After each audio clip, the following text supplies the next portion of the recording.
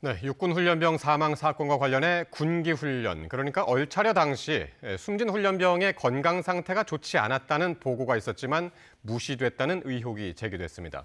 하지만 현재까지 경찰 조사에서는 고인이 쓰러지기 전까지 건강 이상을 보고한 훈련병은 없었다는 진술이 나온 걸로 알려졌습니다.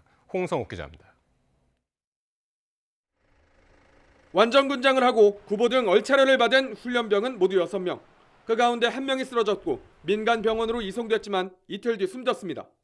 앞서 군 인권센터는 숨진 훈련병이 건강 이상 징후를 보였고 함께 얼차려를 받던 훈련병들이 간부에게 보고했지만 이를 무시했다는 제보를 받았다고 밝혔습니다.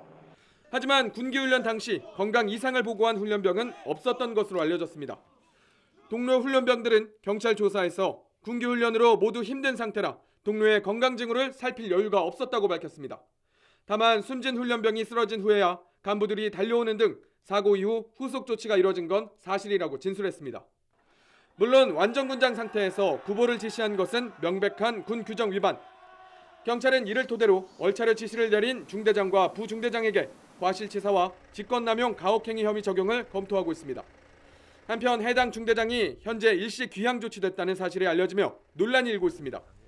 일각에서는 사건 핵심 지휘관을 영내에 대기시키지 않은 것을 두고 문제 삼는 상황. 현행 군법에 따르면 국가 비상사태나 작전 상황이 아닌 경우 영내 거주 의무가 없는 군 지휘관을 근무 시간 외에 영내에 대기시키거나 휴가를 제한할 수 없습니다. 물론 형사 피의자나 피고인 같은 징계 심의 대상자인 경우 제한이 가능하지만 사건을 수사 중인 민간 경찰은 아직 해당 중대장이나 부중대장에 대한 혐의 적용과 피의자 신분 전환을 하지 않은 상황.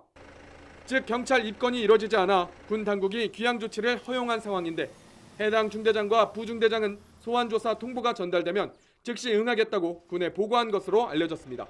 YTN 홍석입니다.